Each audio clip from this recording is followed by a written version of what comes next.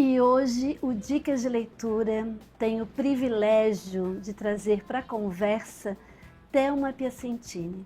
Ela que foi a nossa primeira secretária de Educação, ela que fez todo o movimento do fortalecimento da rede de bibliotecários na nossa cidade. Ela que é escritora, que é artista, pintora, idealizadora do Museu do Brinquedo na UFSC, entre tantas outras coisas. Está aqui conosco, porque ela faz parte do Clube da Leitura e já esteve conosco em muitos momentos com as nossas crianças. Então eu agradeço muito, Thelma, o presente da tua presença. Obrigada pelo tempo, dessa partilha que vamos ter aqui.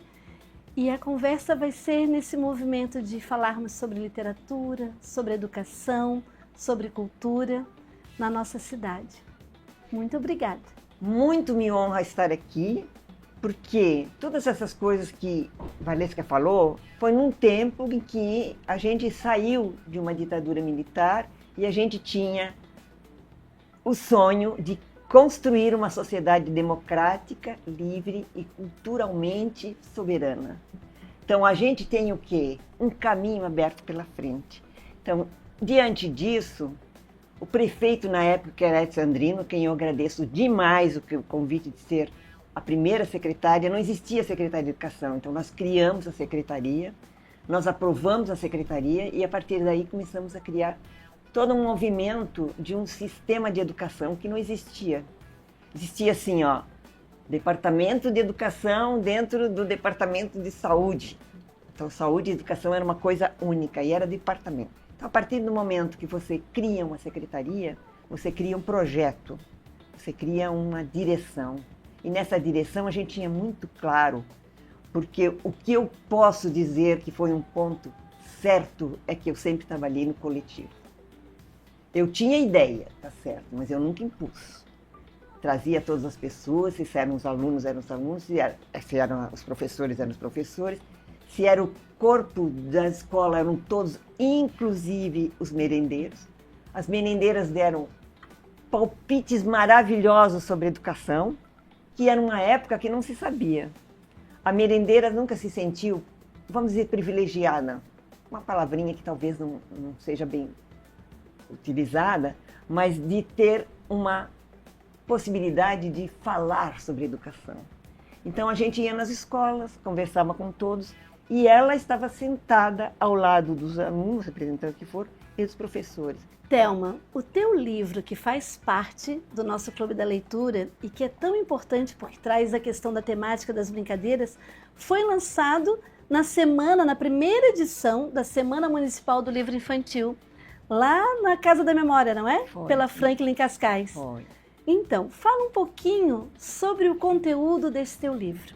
Eu trabalhava já com pesquisa há muitos anos, eu era 40 horas DE, e como DE você faz pesquisa, né? Então eu comecei a pesquisar o Franklin Cascais, que ele estava bem na reta da minha sala de trabalho. E ele era muito visto como um folclorista, como das bruxas e tal, mas eu vi que ele tinha as brincadeiras infantis. Então eu acho que foi um dos primeiros trabalhos sobre brincadeiras infantis. Aí eu fui lá, pedi para fotografar todas as brincadeiras. Conto para vocês, não sei quem não queria que fotografasse. O Peninha dizia que era ele, o Cascais, mas eu não acreditei. Porque eu fotografava, não saía nada. Aí eu chamei um fotógrafo que era meu cunhado. Máquina boa, nada. Chamei um fotógrafo que era da próprio Museu Universitário. Aí é que as fotografias saíram. Então eu acho que eu fui um pouquinho assim, teimosa. Eu quero fazer isso, eu vou fazer. Porque teve bastante dificuldade no começo.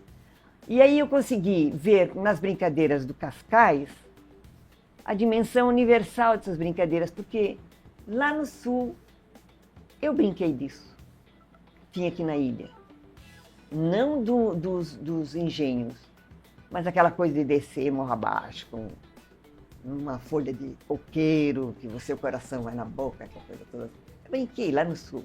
Então, muitas dessas brincadeiras que o Cascais documentava como brincadeiras da ilha, eu tinha brincado lá em regiões italianas.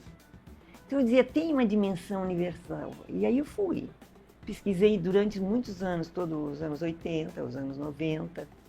Querida, nessa nossa trajetória, na nossa convivência, eu sempre te vi tão envolvida com os bibliotecários, fortalecendo, né, o Fórum de Bibliotecas, com tantos parceiros, ali com o Alzemir, por exemplo, fortalecendo a rede de bibliotecas. E hoje nós temos uma rede forte, né, com 42 bibliotecários efetivos. Eu queria saber, assim, desde lá do início, como é esse teu envolvimento com os bibliotecários e com as bibliotecas? A questão das bibliotecas é que biblioteca é cultura.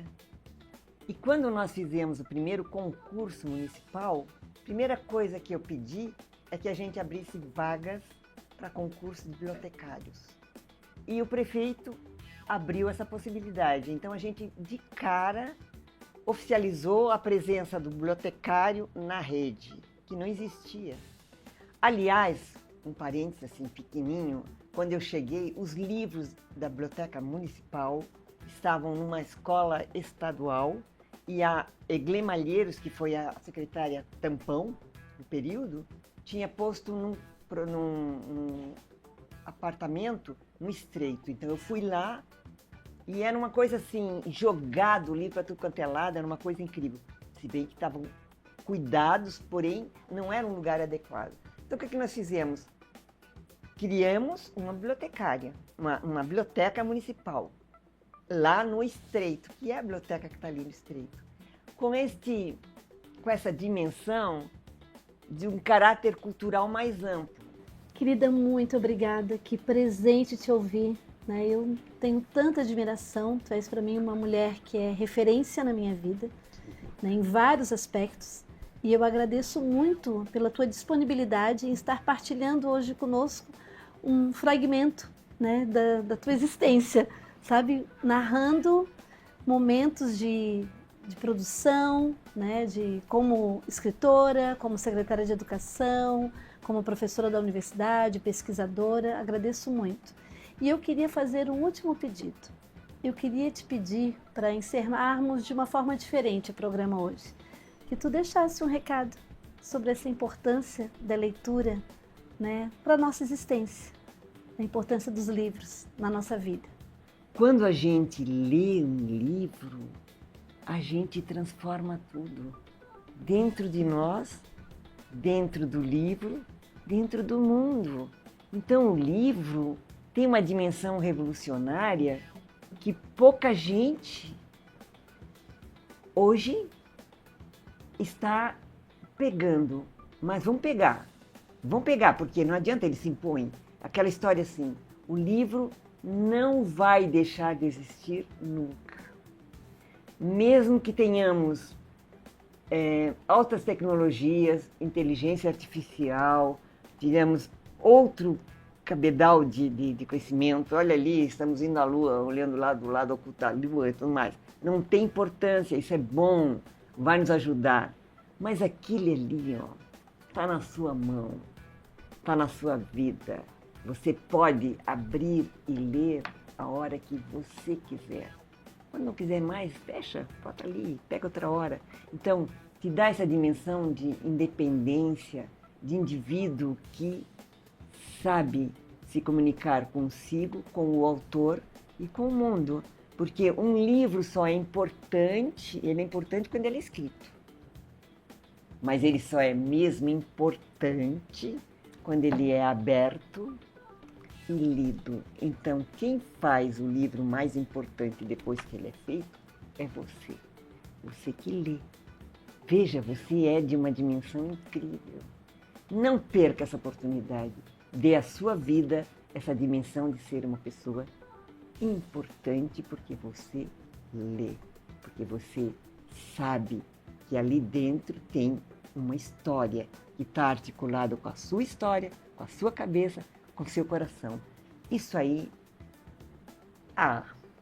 se a gente viu durante séculos e séculos e séculos, aí era para ser bem pequenininho, séculos e séculos e séculos, fazer os desenhos nas pedras, como eles se comunicaram, a gente pode dizer hoje, o livro tem que estar presente, não pode faltar. Entre notas musicais e sabores da terra, o Educa Floripa mostrou que educar é, acima de tudo, proporcionar vivências. O programa de hoje fica por aqui, mas a gente se encontra na próxima semana com muito mais histórias da nossa rede municipal. Até lá!